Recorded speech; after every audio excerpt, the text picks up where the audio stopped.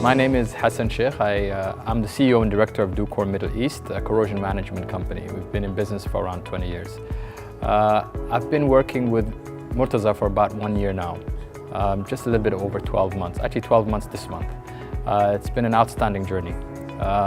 Initially when I met with Murtaza, he proposed a lot of different potential solutions for the challenges that we have in our office, and I thought they were too simple to be deployed. But as we started going through the program, the Action Coach program, and how he was helping me, guiding me, and assessing how I was doing and giving me feedback on my own ideas and on my own methods, it's led me to a point where I have much more confidence in the decisions I make.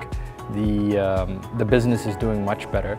The business processes that we put into place can only get better. The staff is much more motivated, and we're really taking on the market in a totally different way that's catching our competitors and even our customers off guard. They love it. They're thrilled working with us. Our customers are very happy when we execute work and things of that nature. So working with Murtaza has been, in a nutshell, he's helped me to really funnel my energies in the right way by giving me the right set of tools.